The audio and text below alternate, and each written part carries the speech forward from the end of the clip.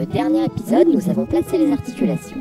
Aujourd'hui, nous créons les cinématiques inverses et le sélecteur visuel. Allez, salut à tous, c'est CNDogs et aujourd'hui on se retrouve pour un nouveau tutoriel Minecraft dans Cinema 4D.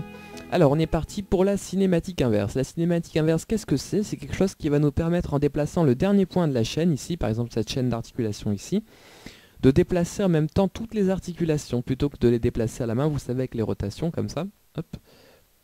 Si vous voulez les bouger une à la main, eh ben on va faire la cinématique inverse qui va nous permettre de déplacer le dernier point et de déplacer tout en même temps. C'est très pratique pour faire des marches, des cycles de marche. Alors, pour commencer, on va prendre le premier point d'une chaîne d'articulation. Donc là, en l'occurrence, on va commencer par la jambe droite. Donc on prend le premier point et on va faire clic droit, propriété personnage CI, donc cinématique inverse. Voilà, donc on a notre tag CI qui est apparu ici. Et il va nous demander plusieurs choses. Déjà, il va nous demander la fin. La fin de quoi? La fin de notre chaîne d'articulation. Donc la fin de notre chaîne d'articulation, c'est cette articulation-ci. Donc on va sur notre tag et on va définir la fin. Donc soit je le glisse, je prends et je le glisse ici, ou soit je clique sur la flèche et je vais cliquer sur mon articulation. Ensuite, il va nous demander une cible. Alors la cible, c'est ce qui va nous permettre de déplacer la chaîne d'articulation. On n'en a pas, donc on va en ajouter une. On clique sur ajouter une cible. Et enfin, il nous demande un pôle ici, mais le pôle, je vous expliquerai tout à l'heure à quoi ça sert. Mais on va en ajouter un. Voilà. Maintenant, on a tout ce qu'il nous faut pour notre CI. Alors, si vous voyez, si je prends la cible, hop, je vais prendre l'outil de déplacement, et que je la déplace, eh ben, toute ma chaîne d'articulation va bouger. Le problème, c'est que vous voyez, elle bouge pas dans le bon sens. C'est vraiment bizarre comme truc. Vous voyez qu'elle fait des trucs bizarres. Alors, je vais la remettre à 0. Voilà, hop. Je la remets bien à 0. Et donc c'est pour éviter ce genre de truc qu'on va utiliser un pôle. Le pôle, il va indiquer la direction dans laquelle la jambe elle doit aller. Donc je vais prendre mon pôle et je vais le déplacer vers l'avant, puisque vous savez tous que quand on plie la jambe, eh ben, le genou il va vers l'avant. Donc c'est tout simplement pour ça qu'on va envoyer notre pôle vers l'avant. Vous voyez qu'il fait un trait comme ça. Donc je vais le mettre par exemple à 120, admettons. Je vais le remonter un peu. Voilà, moins 30. Et voilà. Donc on a notre pôle qui est avancé vers l'avant. Ça c'est bien. Maintenant, je vais prendre ma cible. Vous voyez que ça marche, sauf que maintenant, ma jambe a changé de sens. Vous voyez que ça c'était l'avant, avant, mais maintenant il est sur le côté. Alors ça, c'est un petit problème qu'on va régler tout simplement en allant dans le tag CI ici, et en changeant les axes. Donc quand on met le pôle, on a aussi un axe. Donc là il est en auto, on va aller chercher l'axe qui va nous permettre, vous voyez, d'avoir ça à l'avant. Donc vous pouvez charger un peu, hein, il est forcément là dans tous ces axes, donc vous essayez un à un, Y, non c'est pas ça, et vous trouvez le bon, donc moi en l'occurrence c'est X. Et là vous voyez que c'est magnifique, en prenant notre cible, quand on la déplace, et ben on a notre jambe qui se déplace en même temps, tout articulée comme ça, voilà. Donc, on l'a fait pour une, et ben on va le faire exactement la même chose pour l'autre jambe et les deux bras. Donc je vais le faire assez rapidement, donc je vais fermer ça. Je prends ma jambe, je prends ma première articulation, propriété personnage cinématique inverse. Je définis la fin de ma chaîne d'articulation. J'ajoute une cible, un pôle. Hop, il n'a pas voulu s'ajouter. Je prends mon pôle, je l'avance à l'avant. Hop, comme ça. Je vais lui mettre quelques réglages, 120, et ici, moins 30, 0, voilà. Je règle mon pôle à peu près bien. Faut le mettre assez haut le pôle, parce que vous voyez, je vais reprendre mon autre cible. Si je fais ça et que je passe au-dessus du pôle, j'ai essayé de passer au-dessus du pôle, vous voyez qu'il part en cacahuète. Quand on passe au-dessus du trait rouge, il part en cacahuète, enfin un trait rose. Donc il faut le mettre quand même assez haut, parce que bon, le personnage Minecraft ne lèvera pas sa jambe jusqu'ici, mais quand on le met plus bas, c'est un peu gênant. Voilà, c'était petit aparté. Je vais le remettre à 0, voilà. Ok, donc j'en étais sur l'autre, oui, donc j'ai avancé mon pôle, ensuite je prends ma CI, et je vais changer l'axe, non ça c'est derrière, ça c'est le côté, ça c'est pas bon non plus, c'est bon, voilà, et puis je vérifie que ma cible marche bien, nickel, elle marche, il n'y a pas de problème, je replie ça, et on passe aux bras. Alors les bras, on va faire exactement le même principe, ah oui, je viens de voir ça. Vous voyez que sur les bras ici, je vous rappelle que dans le dernier tutoriel, on a décalé toutes les articulations, on les a mises dans le torse. Donc tout simplement, on va aller dans le torse. Et donc vous voyez qu'ici on retrouve nos chaînes d'articulation de nos bras. Et donc il suffit d'appliquer l'ACI sur la première articulation du bras, donc celle-ci. Donc je fais personnage CI. Je définis la dernière, celle-ci. Donc ça c'est la première, ça c'est la dernière du bras. Ensuite j'ajoute ma cible, mon pôle. Ma cible, mon pôle, c'est magnifique. Le pôle, je le décale. Alors ce coup-ci pour les bras, vous savez que quand on plie le coude ici, ce point-là, il va se décaler vers l'arrière. C'est pas comme les genoux qui vont aller vers l'avant. Le coude, il va vers l'arrière. Donc on va mettre notre pôle à l'arrière. Voilà, hop, je le monte. Je vais faire en parallèle l'autre en même temps.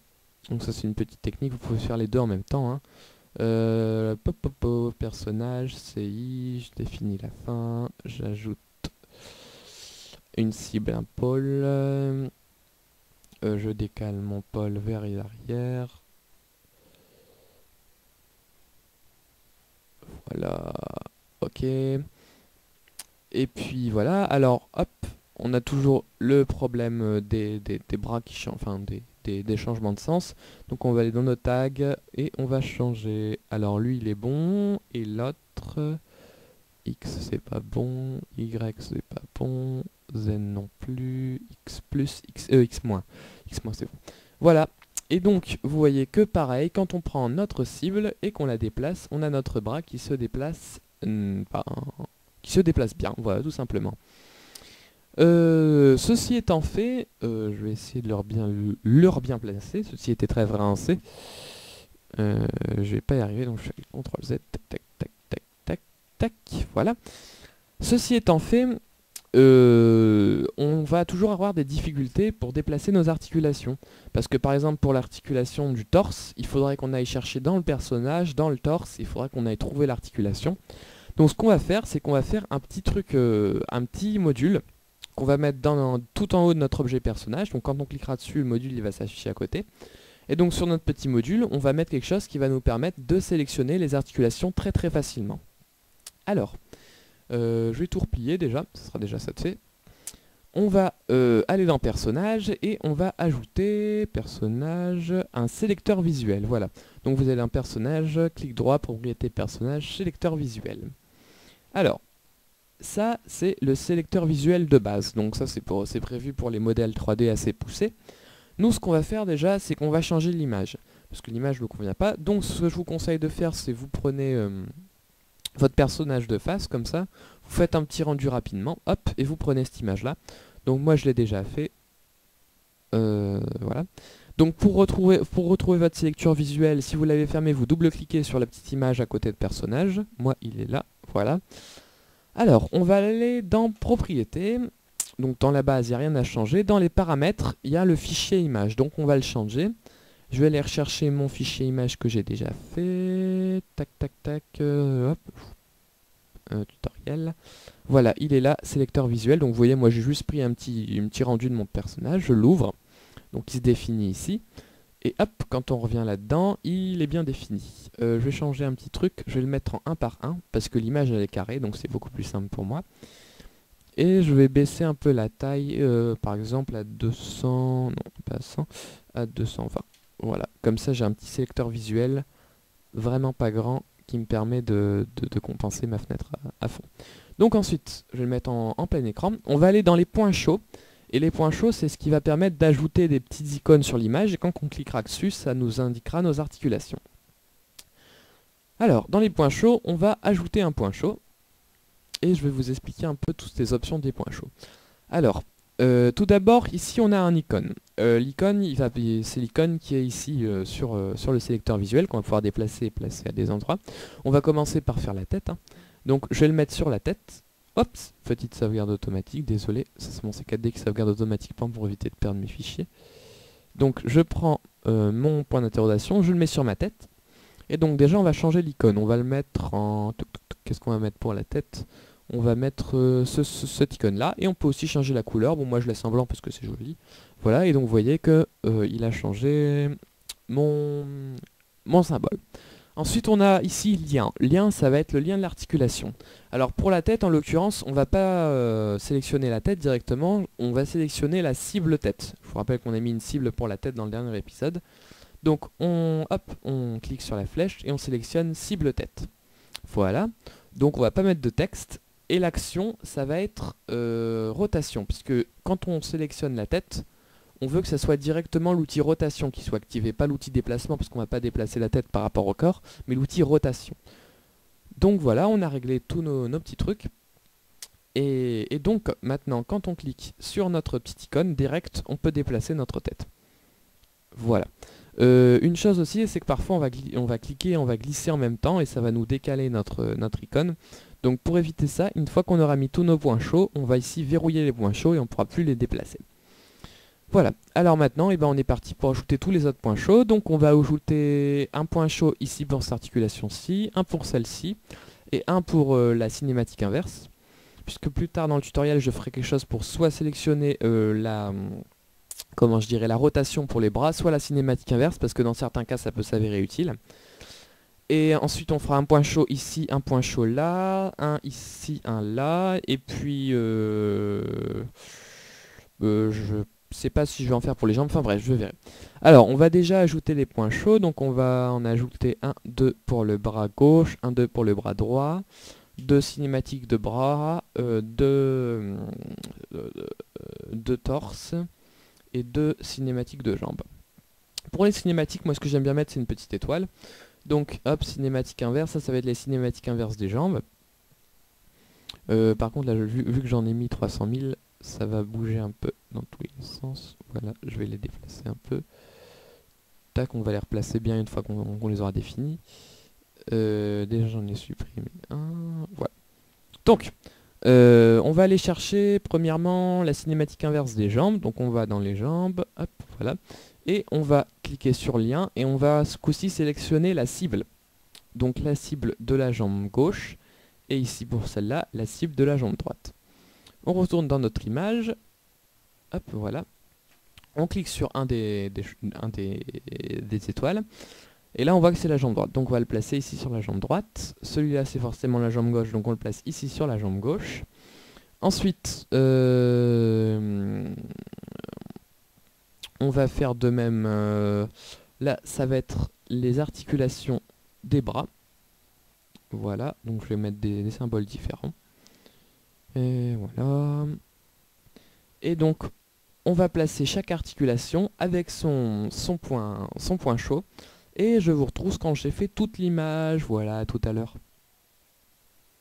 Et voilà, je suis presque au bout. Il me faut juste encore dire que c'est des rotations sur les 3 derniers que j'ai pas fait.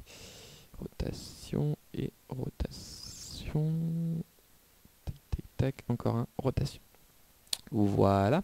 Et vous voyez que j'ai défini toutes mes articulations. Donc c'est juste, vous faites juste un point chaud, vous cherchez l'articulation en question, vous la mettez dedans, vous dites rotation, vous mettez une petite symbole, vous la placez bien et c'est nickel. Et maintenant, si hop, je remonte tout et je verrouille mes points chauds, je peux très facilement accéder à toutes mes articulations. Donc là, si je veux bouger le torse, hop, je le bouge. Ensuite, si je veux aller bouger mon bras, je prends ma cinématique inverse. Et donc voilà, vous voyez, hop, je veux déplacer la tête. Voilà, je prends, hop, je tourne. Je veux déplacer un truc comme ça, hop, je prends, je bouge. Enfin bref, c'est très très simple. Il n'y a plus besoin d'aller chercher dans notre gestionnaire ici. Et une chose encore mieux, c'est que on peut bouger ce sélecteur visuel en petite fenêtre, mais on peut aussi l'incruster dans Cinema 4D.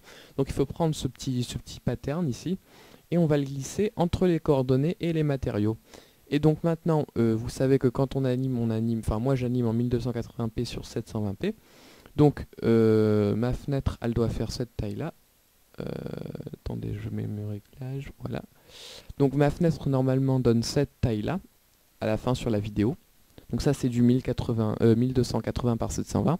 Et donc vous voyez que c'est tout pile pour mon sélecteur visuel, je peux directement tout sélectionner. Et voilà, c'est magnifique. Donc c'était tout pour le sélecteur visuel et la cinématique inverse. Et on se retrouve bientôt pour un autre tutoriel Minecraft dans Cinema 4D. Allez, salut à tous!